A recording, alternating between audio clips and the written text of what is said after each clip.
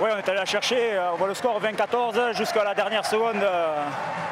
Ils sont susceptibles de marquer, donc voilà, on va dire que tout n'est pas parfait, c'est sûr, mais les deux points sont là et la victoire, et ça fait du bien. Ça fait du bien parce que les 2 dernières semaines, on passait près et on ne marquait pas de points. Et là, voilà, ça fait plaisir, surtout à domicile, de renouer avec la victoire. Ouais, bien sûr que tu doutes, parce que tu fais un peu plus de fautes qu'en première mi-temps, tu n'arrives pas à aller jouer chez eux. Quand tu arrives chez eux, tu te précipites un peu trop. Et au final, tu fais des fautes et eux, ils viennent jouer chez toi, ils marquent et ça passe près. Mais bon, la victoire est là et on est tous contents et je suis fier du groupe. C'est ouf ou c'est yes? Bon, tu prends le contexte du match, c'est ouf. Mais je pense qu'avant le match, tout le monde, moi le premier, on aurait signé pour gagner d'1 point. Voilà.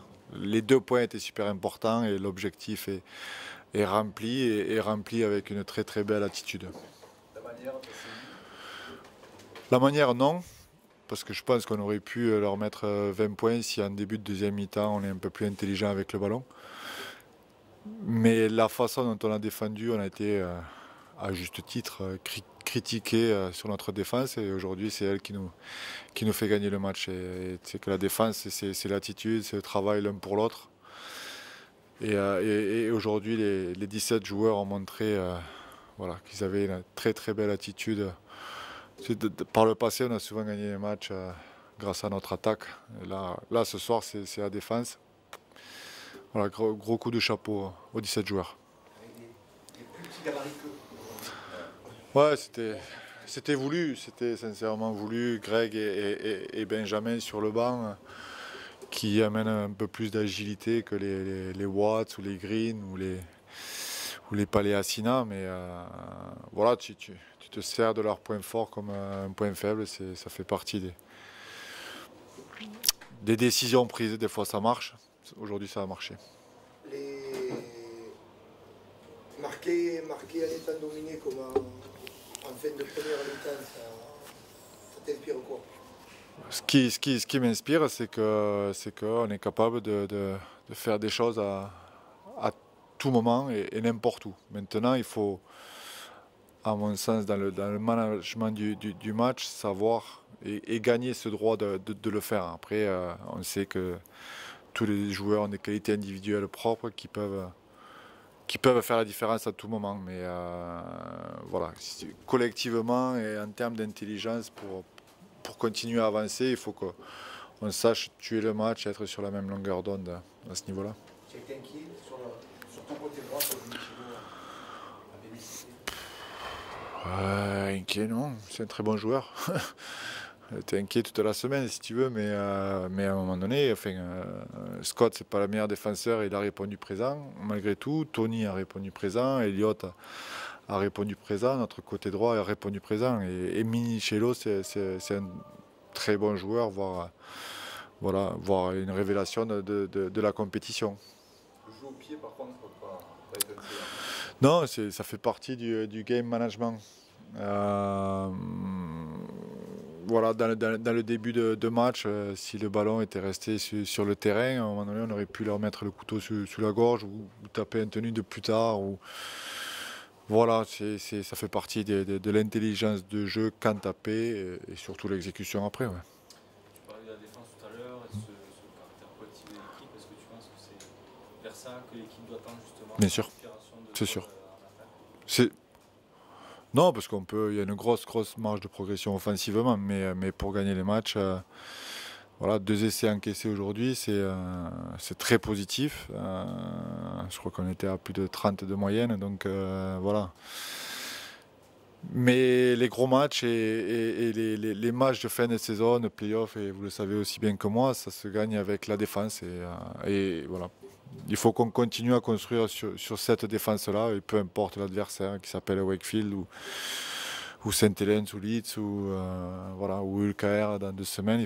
C'est la défense qui va nous faire gagner le match. Et aujourd'hui, ça a été le cas.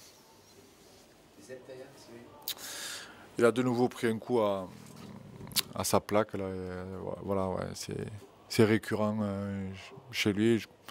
il n'est pas trop inquiet, mais ça l'a fait énormément souffrir sur le moment. Mais lui n'est pas trop inquiet. On va continuer à le bichonner parce qu'il faut le bichonner. Ouais, Pomeroy, il a des coupures sur le nez et sur l'œil.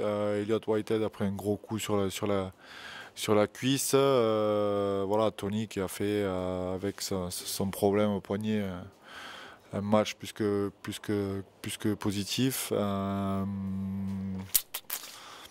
Julien Bousquet, voilà, il n'y a pas beaucoup de coups parce qu'ils ont donné leur corps à la science ce soir. Ouais. Les stats en diront davantage, mais il me semble que c'est la première fois où l'équipe est autant pénalisée à domicile. Quand il va plutôt diminuer. C'est vrai? Ouais. T'as 500 pounds à me donner? Non, je peux plus. Non, mais est-ce que c'est un fait Je peux plus. Est-ce que c'est un fait de jeu de Hull d'avoir assisté sur les tenues là, ou est-ce que c'est... C'est à toi de te faire ton avis. Tu penses qu'ils ont gagné le tenue plus que nous? Je sais pas. Je suis pas sûr. Il y a eu un moment quand même, il y a eu un festival de plaquage aux jambes à l'ancienne. Les techniques de plaquage en première mi-temps, soit ils allaient genou coude, ils se levaient à 10 000 à l'heure, soit ils sortaient les ballons. Là. Ouais. Quand t'es descendu, c'est ce que tu leur as dit. Ouais, on a été un petit peu contrariés défensivement, justement par leur capacité à faire des offloads et à être désorganisés. Il y en avait voilà, la technique de plaquage dans un premier temps, et après, quand tu prends un offload, il faut que tu défendes la ligne. Si tu en as un devant, un derrière, tout ça, c'est là où tu te crées des brèches. Donc ça a été un petit peu le discours en fin de première mi-temps et à la mi-temps. Ouais. Et à un moment donné, vous êtes parti à l'inversé. Non, l'inversé, c'est coupé quand tu es en sous-nombre défensif. Ça reste... Ouais, ça a été bien fait. Ça a été pas trop bien fait à Warrington avec notre côté droit notamment, où on avait voilà, été un petit peu fébrile à ce niveau-là. Et aujourd'hui, enfin, il faudra regarder le match encore, mais voilà, en live, c'était bien. C'était bien. Wakefield, ça t'inspire quoi ça l'année prochaine? Ça m'inspire une chose, c'est qu'ils changent de coach. Donc je suis impatient de voir leur résultat demain, parce que je pense que même s'ils ne gagnent pas, il y aura une bonne performance de la part de Wakefield.